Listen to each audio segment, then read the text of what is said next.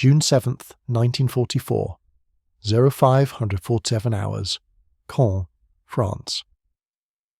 Oberfeldwebel Hans Becker pressed his back against the shattered brick wall of what had been a bakery 12 hours earlier, listening to the distinctive grinding sound of British infantry moving through the rubble 2 streets away. The morning air smelled of cordite, dust, and the sickly sweet odour of bodies decomposing in the summer heat.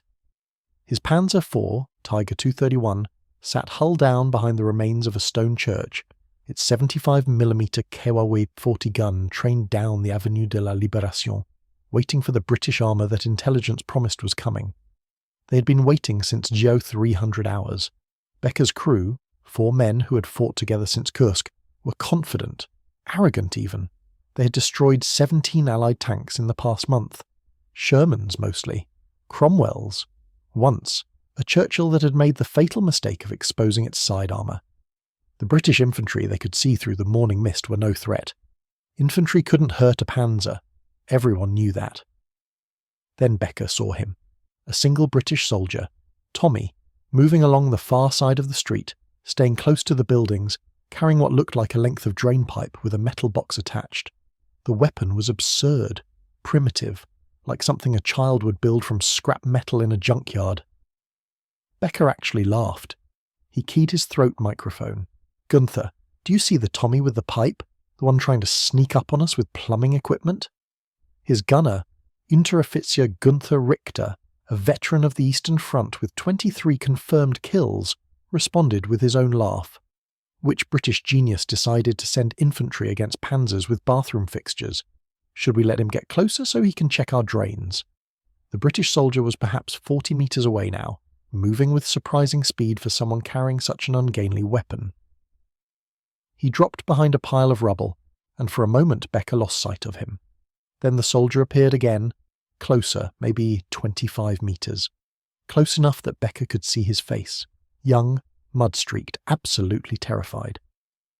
The Tommy raised the pipe weapon to his shoulder. Becker was reaching for his submachine gun, more amused than concerned when the British soldier fired. The sound was different from any weapon Becker had heard. Not the crack of a rifle or the sharp report of a Panzerfaust.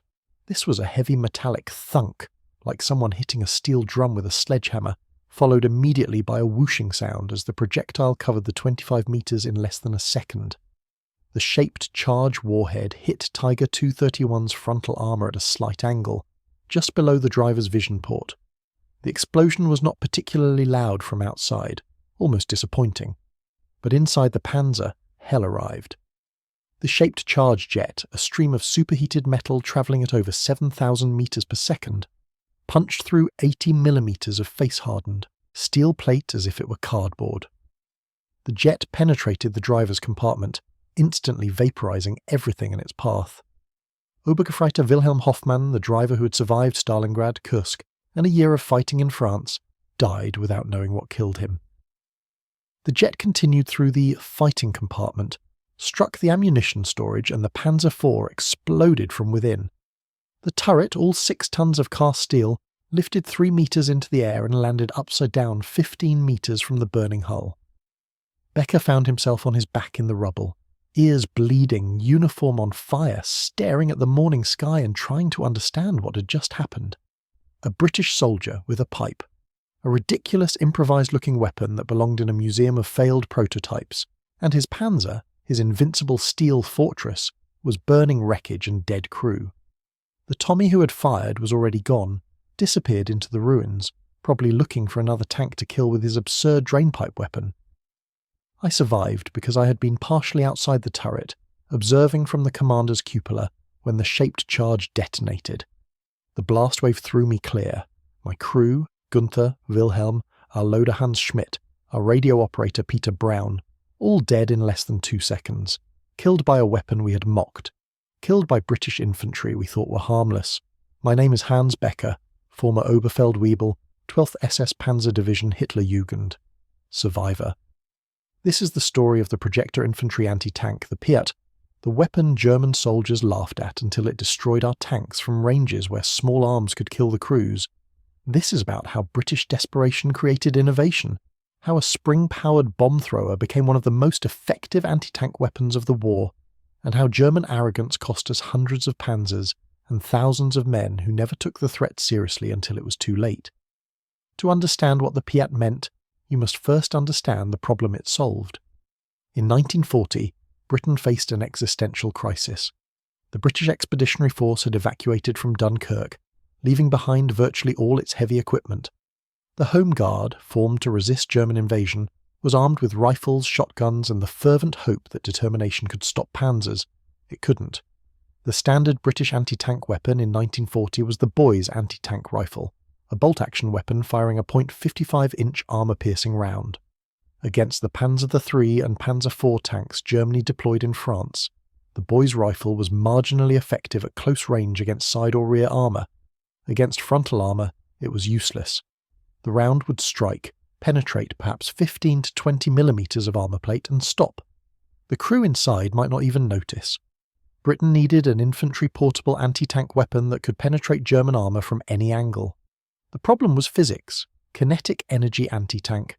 Weapons, guns that relied on projectile velocity to penetrate armour, required high muzzle velocities and large propellant charges. This meant heavy barrels, complex mechanisms, and recoil forces that made the weapons difficult or impossible for a single soldier to carry and fire. The Germans had developed the Panzerfaust and Panzerschreck, rocket-propelled weapons that used shaped charge warheads to defeat armour through focused explosive energy rather than kinetic penetration. These were effective but required complex manufacturing and materials Britain couldn't spare. The solution came from an unlikely source. Major Millis Jeffreys, an officer in the British Army's Experimental Weapons Division, had been working on various unconventional weapons including sticky bombs and magnetic mines. In 1941, he proposed something radical, a spring-powered spigot mortar that would launch a shaped charge bomb at short range against armoured vehicles. The concept was absurd on paper. Every other army was developing rocket-powered or gun-launched anti-tank weapons. Jeffreys proposed using a giant spring, like an oversized crossbow, to throw a bomb at a tank. The design that emerged was designated Projector Infantry Anti-Tank Mark I, quickly abbreviated to PIAT. It looked exactly like what it was, a hastily designed weapon built from whatever materials British industry could spare. The body was a steel tube approximately 1 metre long. Inside was a powerful coil spring similar to springs used in railway buffers, capable of storing enormous mechanical energy. The firing mechanism was brutally simple. The operator cocked the weapon by compressing the spring, loaded a finned bomb onto a metal rod called a spigot that protruded from the front of the tube, aimed, and pulled the trigger. The spring would release, driving the spigot forward into a hollow tube in the base of the bomb. This impact would ignite a small propellant charge in the bomb itself, which would blow the bomb off the spigot while simultaneously recompressing the spring for the next shot. The projectile was designated Bomb Anti-Tank 2.5 pound. Despite the name, the complete bomb weighed approximately 1.5 kilograms and contained roughly half a kilogram of RDX explosive in a shaped charge configuration. The shaped charge principle was well understood by 1942. An explosive charge shaped into a cone with a metal liner, when detonated, would focus the explosive energy into a jet of superheated metal and gas travelling at velocities exceeding 7,000 meters per second. This jet could penetrate armour far thicker than the charge diameter through a combination of hydrodynamic penetration and thermal effects.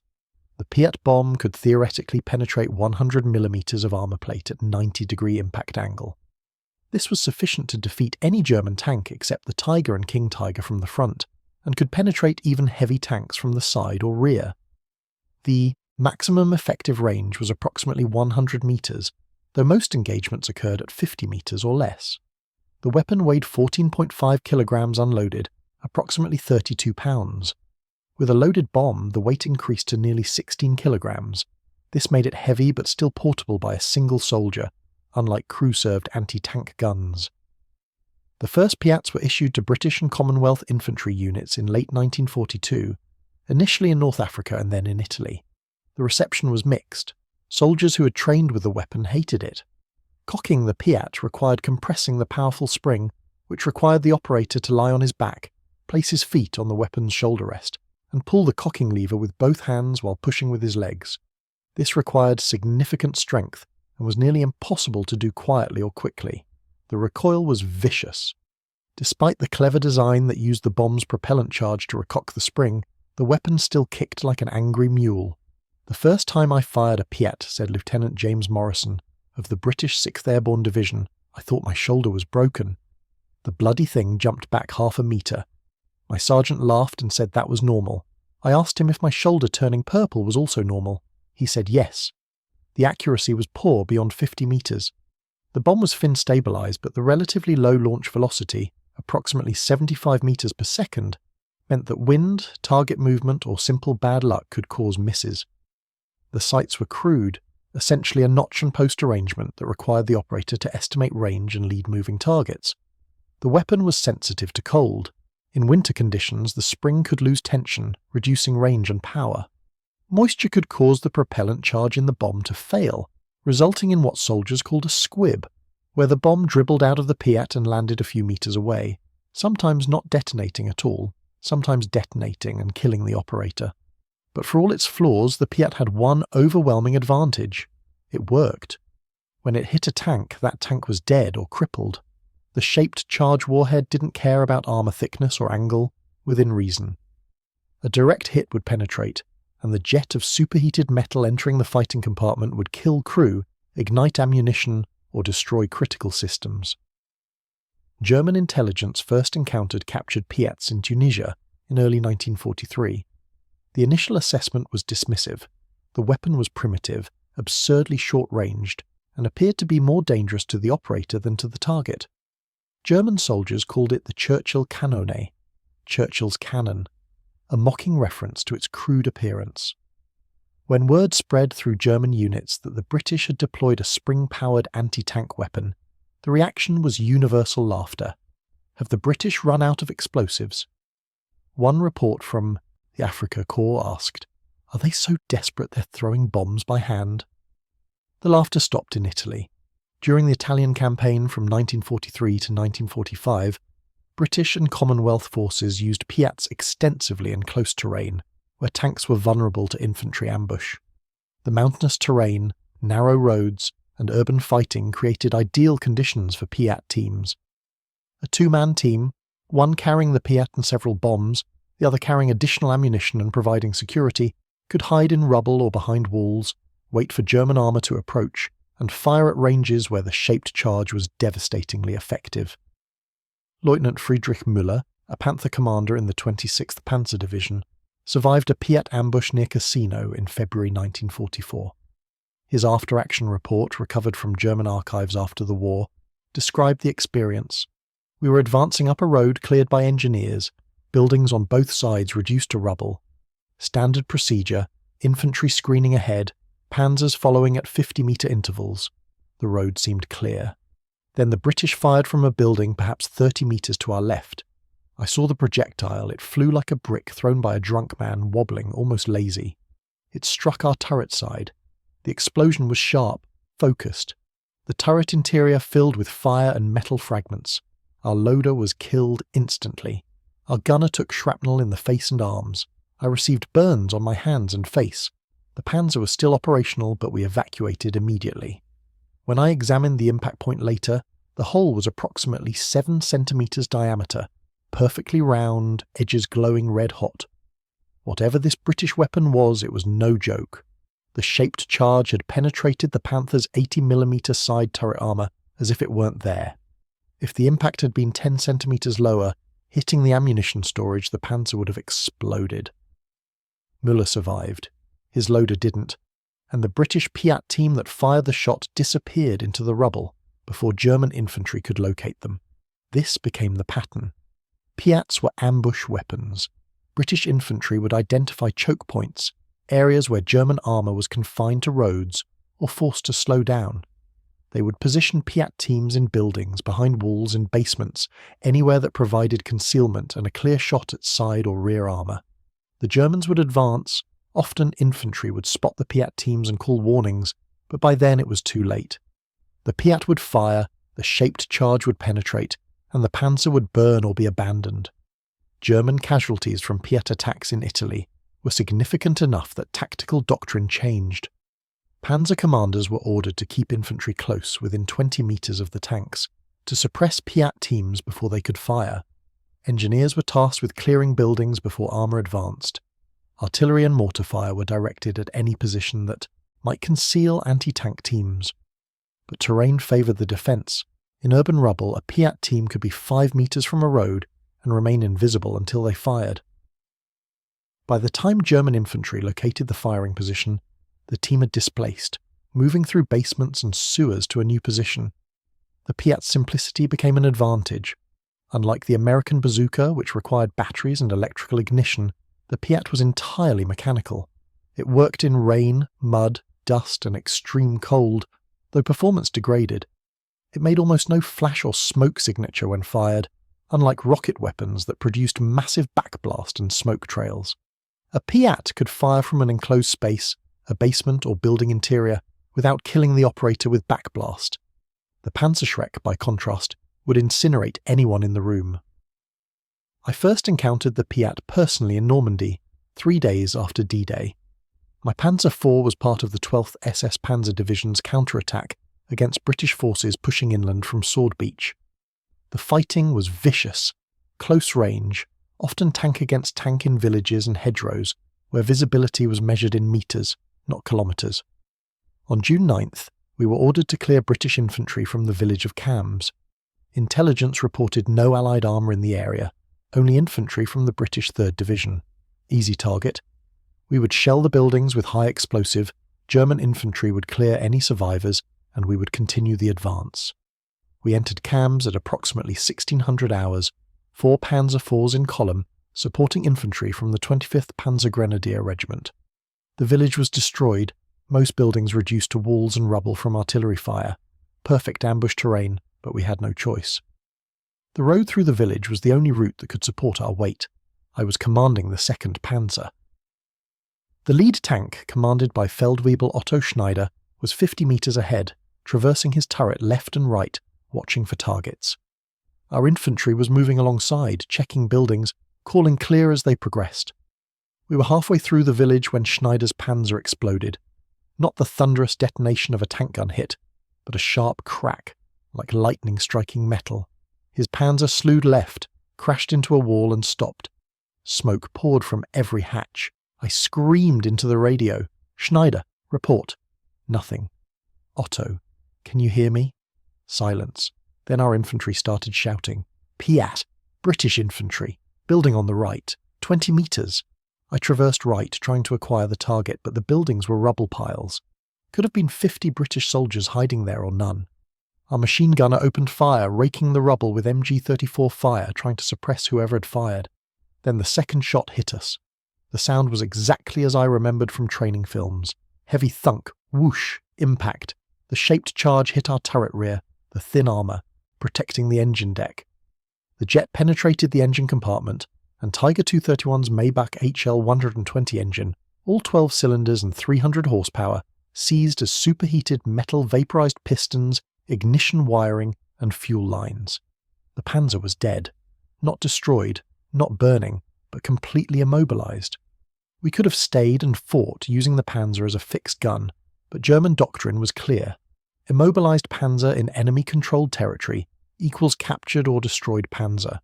We evacuated through the rear hatch, taking our weapons and destroying the radio with thermite grenades.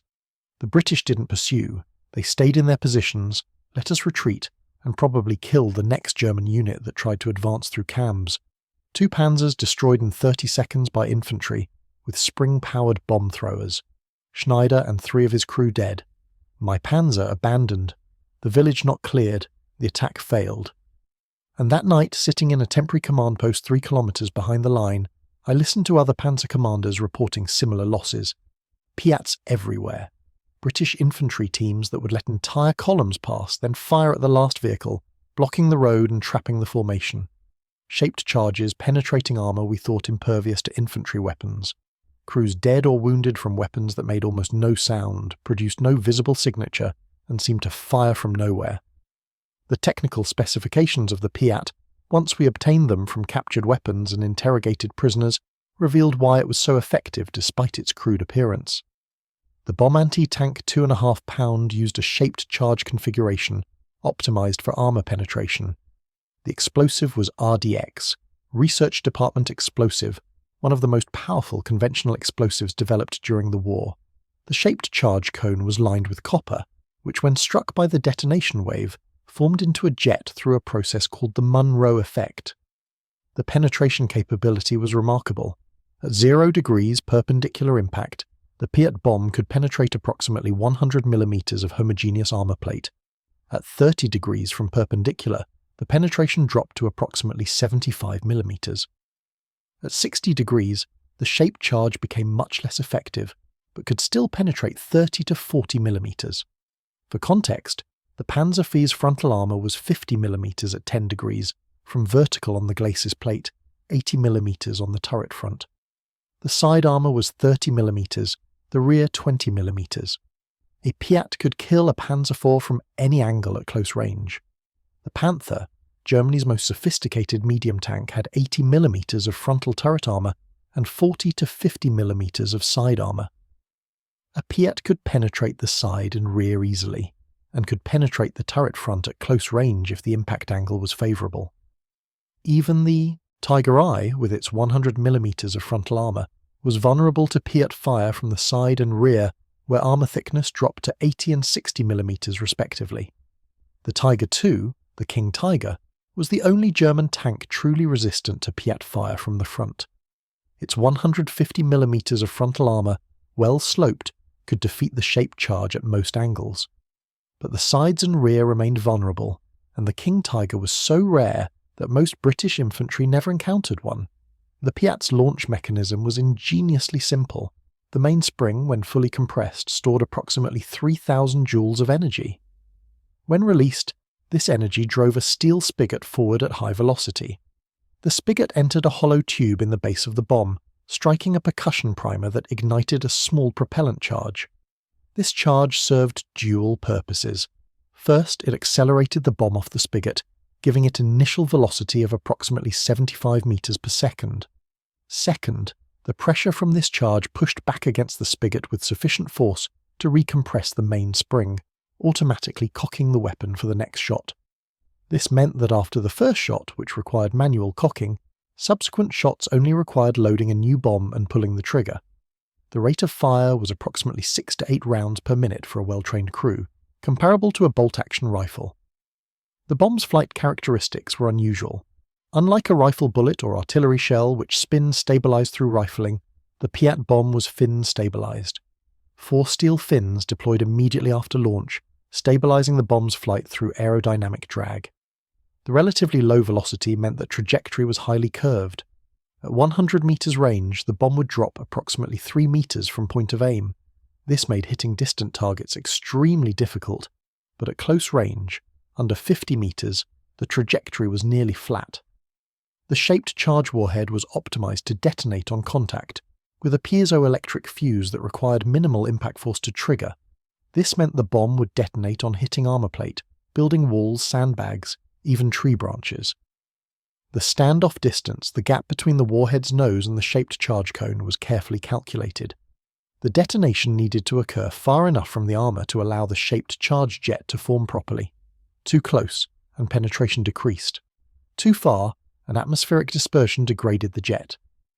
The British engineers had optimized the standoff at approximately 2 cone diameters, which for the PIAT bomb meant about 12 centimeters. The warhead had an additional feature that German intelligence initially missed. The shaped charge jet, after penetrating the armor, would fragment and spray throughout the interior of the target. But the bomb also produced significant spalling, where the armor plate itself would fragment inward from the impact stress, even if the jet didn't fully penetrate. This spalling would kill or wound crew, damage equipment, and potentially ignite ammunition or fuel. Several German tank crews reported being hit by PIATs, surviving the initial penetration, but finding their panzer uninhabitable due to spalling damage to optical equipment, radio systems, or gun controls. Production numbers for the PIAT were substantial. Britain manufactured approximately 115,000 PIATs between 1943 and 1945. The weapon was issued to British and Commonwealth infantry at a scale of 1 per infantry platoon, with additional allocation to specialised units like airborne and commando forces.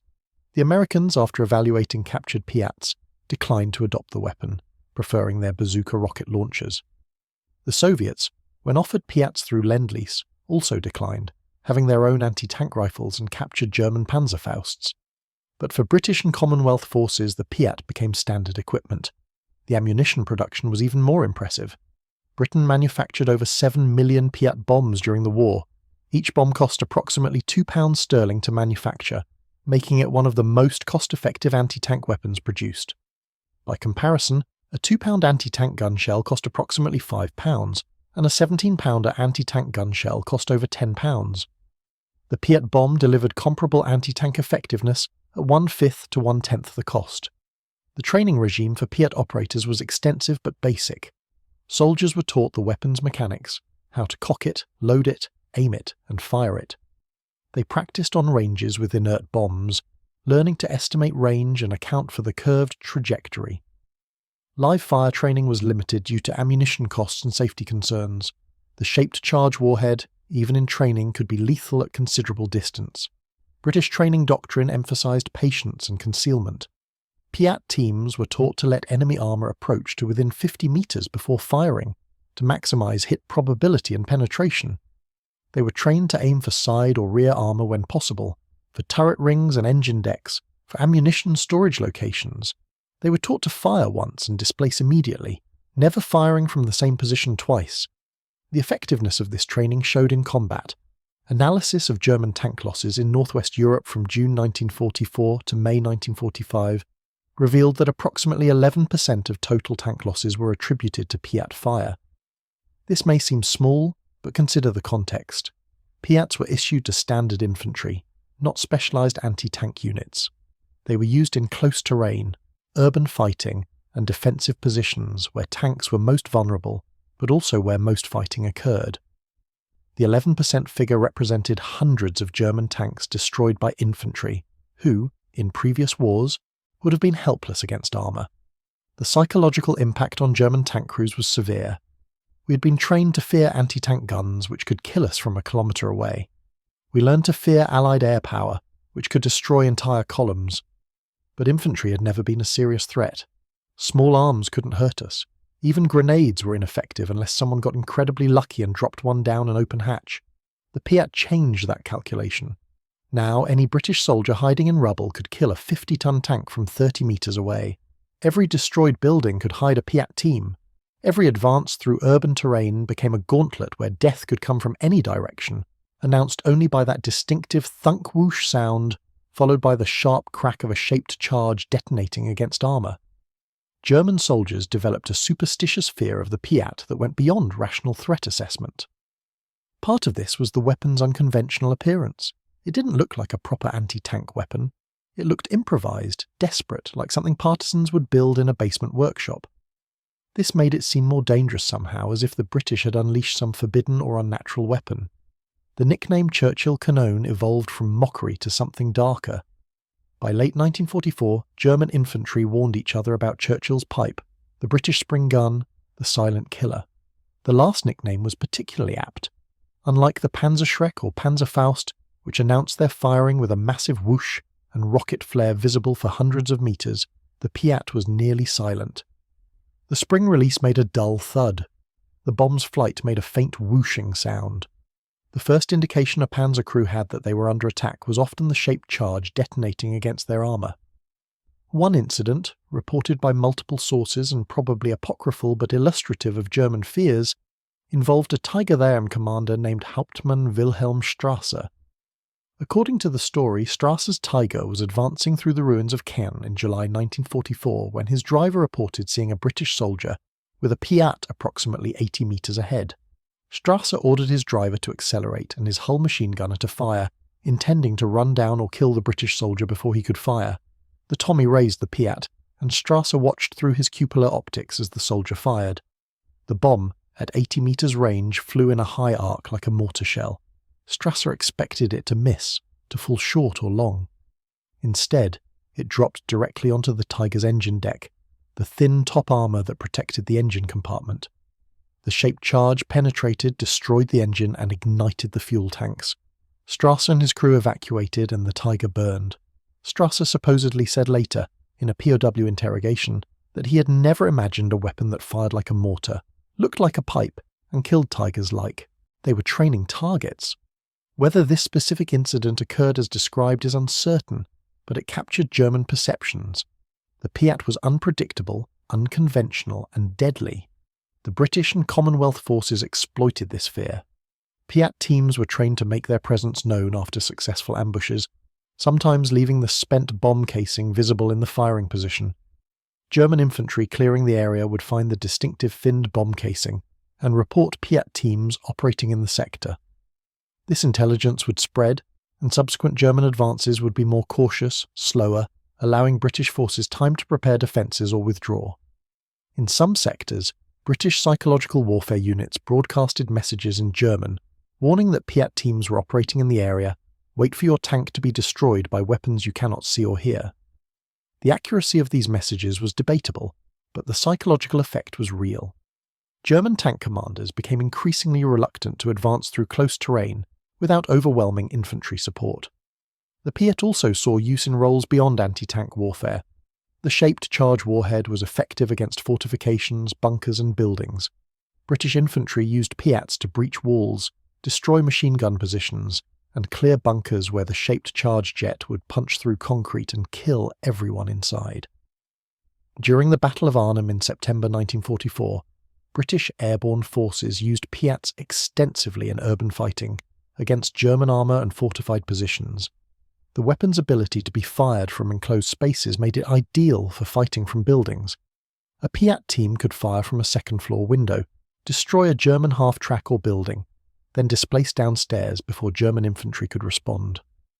Major Robert Kane of the South Staffordshire Regiment, defending Arnhem against the 9th SS Panzer Division, personally destroyed or damaged at least 6 German armoured vehicles with a PIAT over 4 days of fighting. His actions earned him the Victoria Cross, Britain's highest military decoration. His citation specifically mentioned his use of the PIAT against overwhelming German armour, continuing to fight even after being wounded by shrapnel from German return fire. Kane's experience illustrated both the PIAT's capabilities and its limitations. He destroyed several armoured vehicles at close range, often under 50 metres, by firing from concealed positions and immediately displacing. But he also experienced multiple misfires, one bomb that failed to detonate, and the physical exhaustion of carrying and operating the weapon under combat conditions. The PIAT weighed over 15 kilograms. After carrying it for hours, fighting in close combat and firing it multiple times, Kane's shoulder was severely bruised and his hands were blistered from the recoil and heat. The German response to the PIAT threat was largely tactical rather than technological. German engineers examined captured PIATs and concluded that the weapon was effective within its design parameters, but had severe limitations. The short range meant that German tanks equipped with machine guns and supported by infantry could usually suppress PIAT teams before they could fire. The solution was combined arms tactics. German armour advancing through PIAT country, the term used for close terrain, where PIATs were likely, was required to have infantry support within 20 metres at all times. The infantry would clear buildings and rubble before armour advanced. Machine gunners would suppressive fire any position that might conceal a PIAT team. Artillery and mortar fire would be called on suspicious positions before tanks approached. These tactics were effective when executed properly, but they slowed German advances to a crawl. What might have taken an hour with unsupported armour now took 4 or 5 hours with proper infantry screening. This gave British forces time to prepare defences, bring up reinforcements, or simply withdraw to new positions. The PIAT, despite its limitations, had achieved a strategic effect far beyond its tactical capabilities. It forced German armour to operate more cautiously, to depend on infantry support, to avoid close terrain where possible.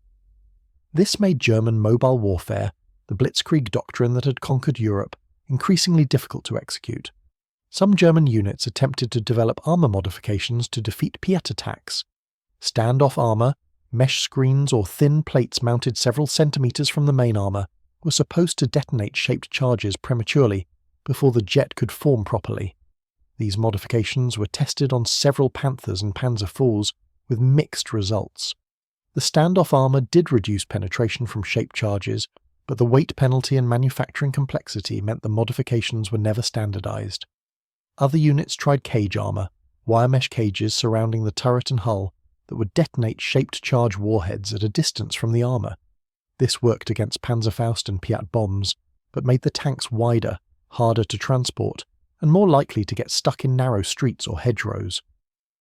The modifications were abandoned after field trials showed that the added weight and bulk caused more problems than the armour protection solved. The most effective German counter-tactic was aggressive use of machine gun fire.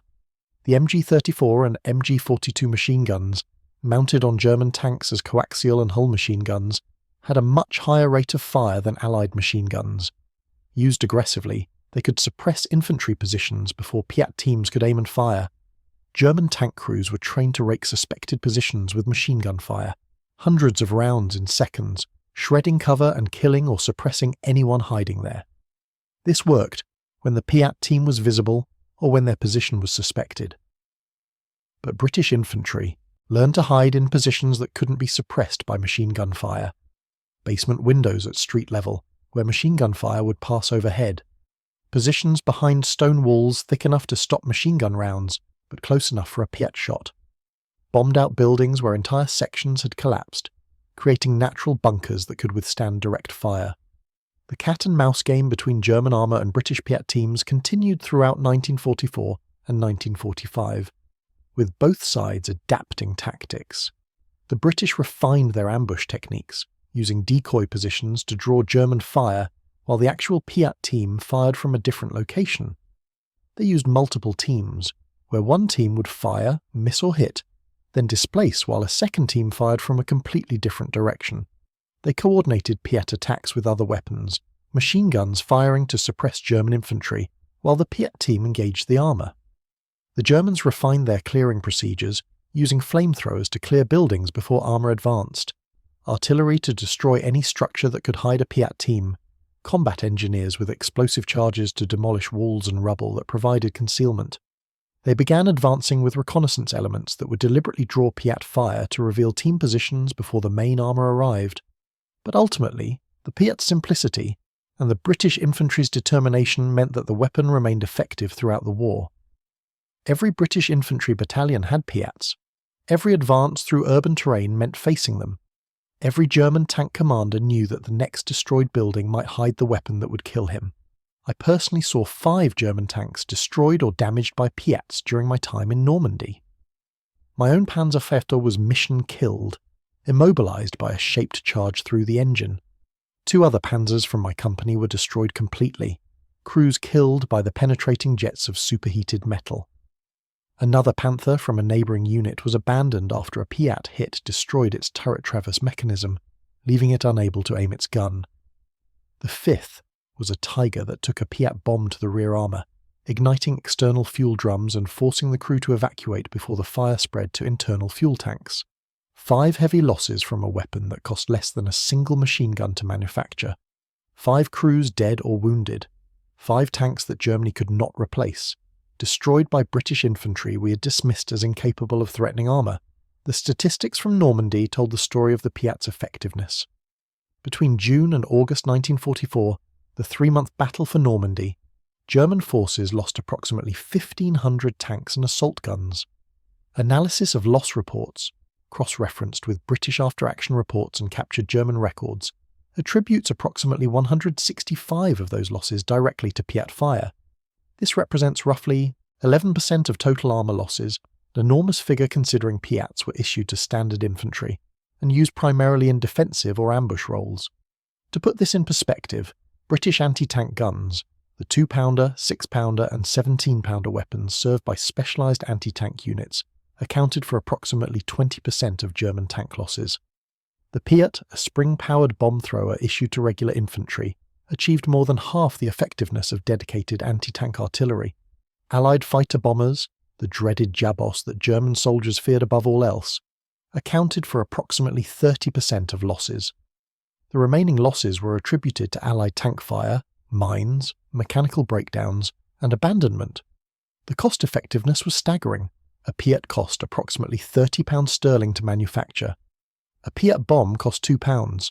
To destroy a German Panther, which cost approximately 117,000 Reichsmarks to build, approximately £16,000 sterling at wartime exchange rates, the British expended one £30 weapon and one 2-pound bomb, a cost ratio of 1 to 500.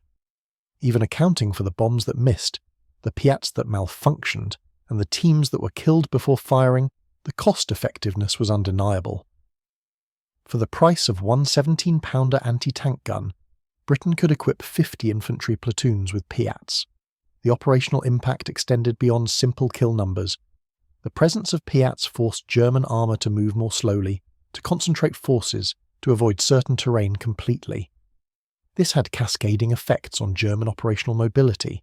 Advances that should have taken hours took days. Counterattacks that required rapid armoured movement were delayed or cancelled. Because the approach routes were through PIAT country, German commanders found themselves fighting not just the British army, but the terrain itself, because anywhere the terrain favoured ambush, PIATs would be waiting. Field Marshal Erwin Rommel, commanding Army Group B in Normandy, wrote in his personal diary in July 1944 about the PIAT threat. Our armour advances are increasingly hampered by British infantry anti-tank weapons that appear to be everywhere. The short-range weapons, which our intelligence initially dismissed as ineffective, have proven devastatingly effective in the close terrain of Normandy. Panzer commanders report extreme reluctance to advance through villages or hedgerows without overwhelming infantry support, which we cannot always provide. The psychological effect on crews is significant. Several experienced commanders have requested transfer from panzer units. This is unprecedented. Rommel's observations were confirmed by other German commanders. Generalburst Heinrich Eberbach, commanding Panzer Group West, reported that of the experienced panzer commanders under his command in June 1944, only 60% were still in command by August. The remainder were dead, wounded, or had suffered nervous breakdowns requiring evacuation. While Allied air power and artillery accounted for most casualties, the constant threat of close-range PIAT attacks contributed to the psychological strain. The British, meanwhile, were learning to maximise the PIAT's effectiveness through improved tactics and training. The Tactical Memorandum No. 7, issued by 21st Army Group in July 1944, codified lessons learned in the first month of Normandy fighting. PIAT teams were instructed to operate in pairs, with one team firing while the second provided security and carried additional ammunition. They were taught to select firing positions with multiple escape routes, because German infantry would invariably attempt to locate and destroy the team after a shot. They were trained to coordinate with other weapons, particularly machine guns and mortars, to suppress German infantry while engaging armour. The memorandum emphasised patience. Wait for the tank to enter the kill zone, typically defined as under 50 metres range, before firing. Aim for side or rear armour when possible. Shoot to kill, not to damage. A mobility kill, disabling the tank's movement, was almost as valuable as complete destruction because it blocked roads and created obstacles for following armour. Fire once and displace immediately. Never fire from the same position twice. The British also developed specialised PIAT tactics for different scenarios. In urban fighting, teams would position on upper floors of buildings, firing down at engine decks and turret tops where armour was thinnest. In hedgerow country, teams would dig into the base of hedgerows, creating small bunkers with firing ports that gave them direct shots at passing armour. In defensive positions, PIATs would be sighted in depth, with forward teams engaging the lead vehicles to create roadblocks while rear teams engaged vehicles caught in the resulting traffic jam. One particularly effective tactic was the use of PIATs against German recovery operations. German armour doctrine emphasised recovering damaged or broken down tanks for repair.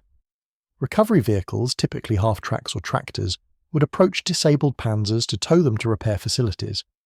British PIAT teams learned to wait after disabling a tank, hiding in position and engaging the recovery vehicle when it arrived. This resulted in 2 destroyed vehicles and forced the Germans to abandon recovery operations in areas where PIATs were active. The weapon also saw significant use in the British airborne operations. The 6th Airborne Division, which dropped on D-Day to secure the eastern flank of the invasion, was issued PIATs at a scale higher than standard infantry. Airborne forces expected to fight isolated, surrounded by enemy forces, without heavy anti-tank gun support. The PIAT's portability and simplicity made it ideal for airborne use. It could be dropped in a standard weapons container, assembled quickly, and used by soldiers who might have no other anti-tank capability. During the fighting around the Orne River bridges in the days after D-Day, British paratroopers used PIATs to destroy or damage 11 German armoured vehicles, including 2 Panzertiers and a Marder III tank destroyer. The PIATs provided the airborne forces with a fighting chance against German armour that should have overwhelmed their positions. At Arnhem in September 1944, during Operation Market Garden, PIATs were among the few heavy weapons available to the British 1st Airborne Division.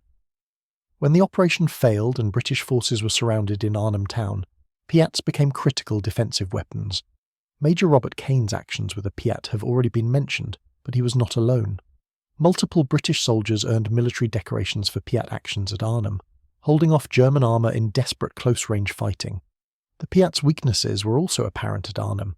The weapon's short range meant that operators had to expose themselves to German fire to get shots. The low ammunition load, typically 6 to 8 bombs per team, meant that sustained fighting quickly exhausted supplies. The weapon's sensitivity to damage meant that PIATs that had been dropped or knocked around during the airborne assault sometimes failed to function. But even with these limitations, the PIATs at Arnhem destroyed or damaged enough German armour to significantly delay the German assault, buying critical time for the defenders. The Germans captured numerous PIATs during the fighting at Arnhem and subjected them to detailed technical analysis. The reports, discovered in German archives after the war, reveal grudging respect for the weapon's design. One report noted that while the PIAT appeared crude, it represented an elegant solution to the problem of infantry portable anti-tank weapons. The spring power system eliminated the need for rocket motors or high-pressure propellant charges, simplifying manufacture and storage. The shaped charge warhead, while not as powerful as German Panzerfaust warheads, was sufficient to defeat most armour at close range. The report concluded that Germany could not produce a similar weapon because German industry was already committed to Panzerfaust and Panzerschreck production, but acknowledged that the PIAT was effective within its design parameters. Some German units actually used captured PIATs against Allied armour. There are documented cases of German infantry in Italy and France using PIATs taken from captured British positions. The weapons were apparently effective in German hands, though ammunition supply was obviously limited to whatever bombs were captured with the weapons.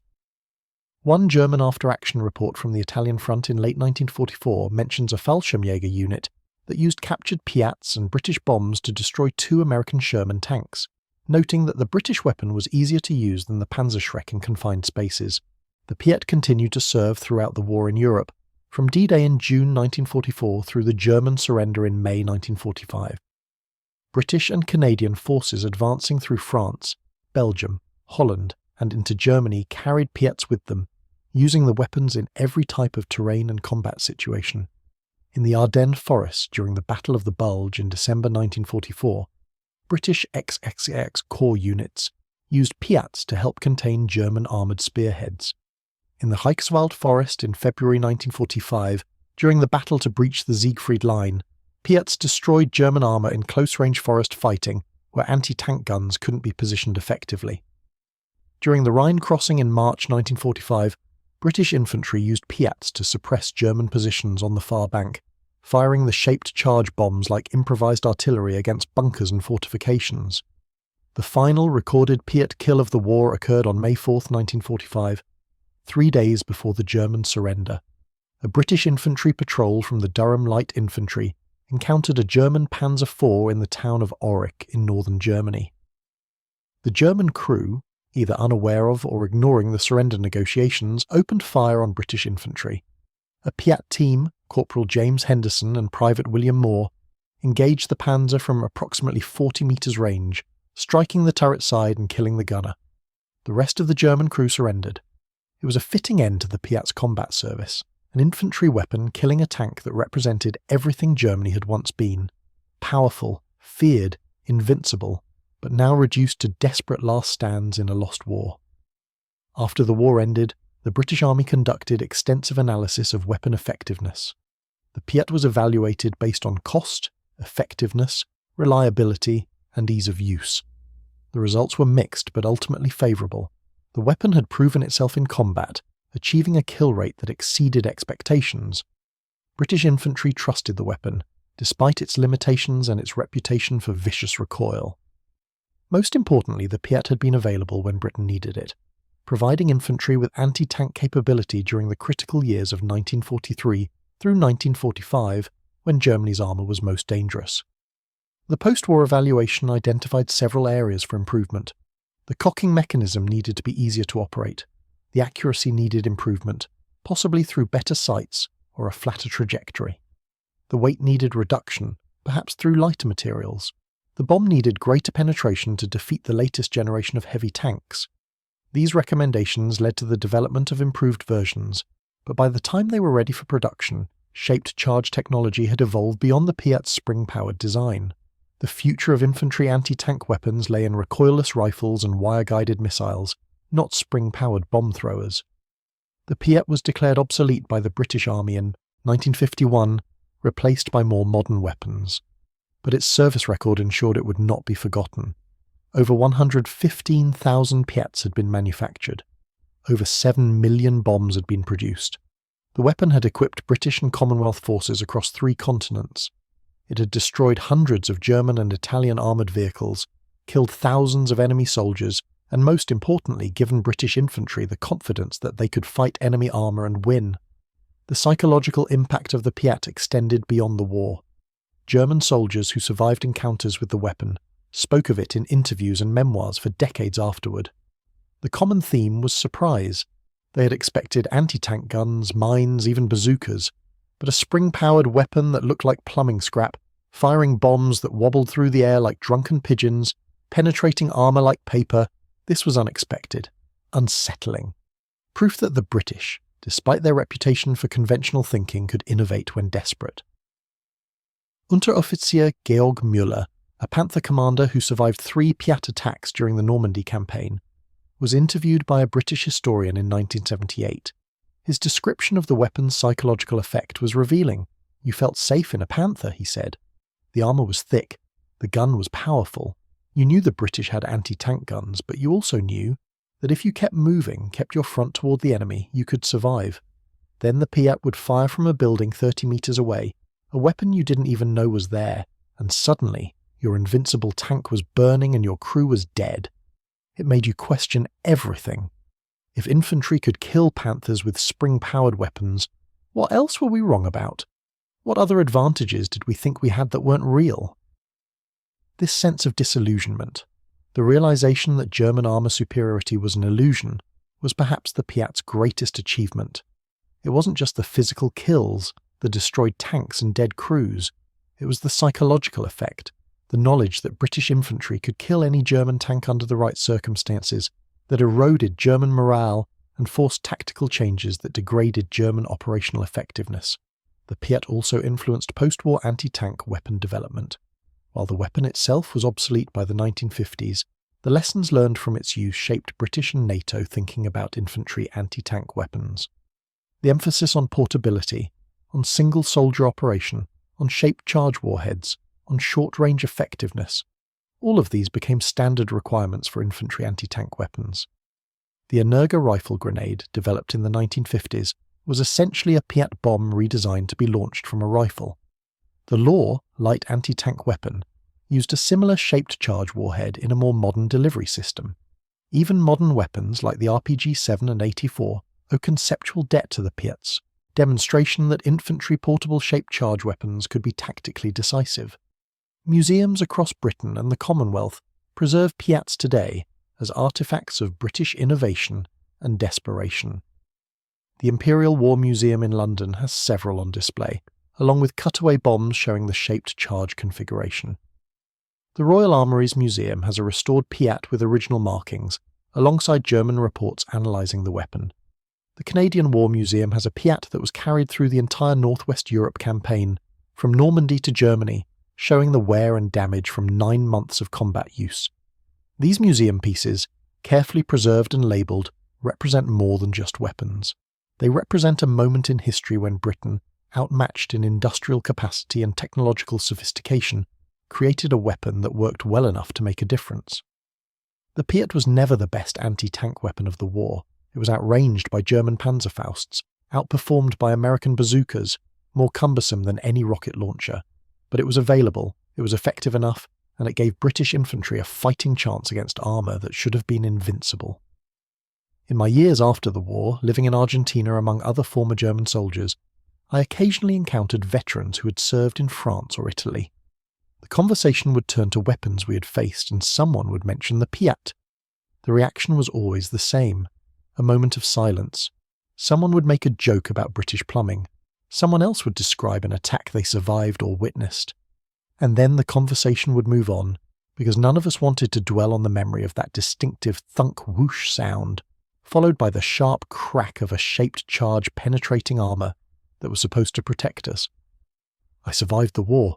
Most of my crew didn't. Gunther Richter, my gunner, was killed in cams when a PIAT round penetrated our turret. Wilhelm Hoffmann, my driver, died in the same attack. Hans Schmidt, our loader, was wounded in that attack and died 3 days later from infection. Peter Braun, our radio operator, survived cams but was killed 2 weeks later when we were assigned a replacement Panzer IV that was destroyed by Allied fighter bombers. I was wounded, captured, and spent the remainder of the war in a British POW camp in Scotland. After the war, I chose not to return to Germany. Too many memories, too many ghosts. I immigrated to Argentina in 1947 and worked as a mechanic, repairing farm equipment and vehicles. I married, had children, built a life far from the ruins of Europe, but I never forgot the PIAT. How could I? It killed my crew. It killed my friends. It killed the certainty I had that German armour made us invincible. In 1982, I attended a veterans reunion in Buenos Aires. Former Wehrmacht soldiers, old men now, gathering to remember comrades and times we could never discuss with our families. The conversation turned to weapons, as it always did. Someone mentioned the PIAT. An older veteran, I never learned his name, described being hit by one. His Panzer IV took a shaped charge through the side armour. He was the only survivor. He described the weapon as the British Revenge, their answer to our tanks, not the best weapon, but good enough when used by determined men. Someone asked if I had encountered PIATs. I told them about cams, about the Tommy with the pipe weapon, about how we laughed until the shaped charge penetrated our armour, about Gunther and Wilhelm and the others who died because we underestimated British infantry and their spring-powered bomb thrower.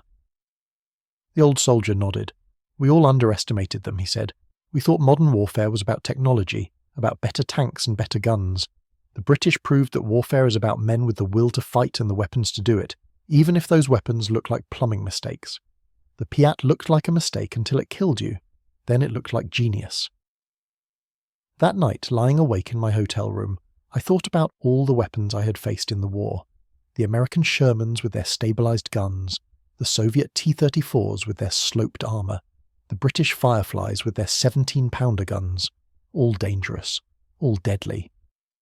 But none haunted me the way the PIAT did, perhaps because it represented something fundamental that we Germans had failed to understand. That desperation breeds innovation, that simplicity can be more effective than sophistication, that a weapon doesn't need to be perfect to be devastating. The PIAT was crude, heavy, uncomfortable to use and short-ranged, but it worked, and in war, working is all that matters. The Projector infantry anti-tank entered service as an improvisation, a desperate solution to an urgent problem. It should have been a footnote in military history, a weird weapon quickly replaced by better designs. Instead, it became one of the most effective infantry anti-tank weapons of the war, destroying hundreds of German tanks and forcing tactical changes that rippled through German armour doctrine. German soldiers mocked the PIAT when we first encountered it. We called it Churchill's pipe, the plumber's special, the British desperation weapon. We laughed at its crude appearance, its short range, its apparent fragility. The laughter stopped after the first German crew died to a shaped charge fired from a spring-powered tube. After the first Panzer IV burned from a weapon that cost less than a machine gun. After German armour began avoiding terrain where PIATs might be hiding, slowing our advances, degrading our effectiveness, forcing us to fight on British terms instead of ours. The PIAT killed German tanks, but more importantly it killed German confidence. It proved that British infantry, armed with determination and adequate weapons, could defeat German armour. It proved that technological sophistication was meaningless if the enemy had weapons that worked well enough. It proved that in war there are no invincible weapons, no perfect defences, no guaranteed victories. There are only men fighting with whatever weapons they have, hoping those weapons are good enough to keep them alive one more day. The PIAT was good enough, more than good enough, And German soldiers, from the first encounter in Italy to the last fight in Germany, learned to respect and fear the British spring gun that looked like a joke but killed like a professional. We mocked it, until it blew up our tanks at point-blank range. Then we stopped mocking and started dying. And the PIAT, crude and simple and utterly lethal, proved that in war the best weapon is the one that kills the enemy. Everything else is just engineering.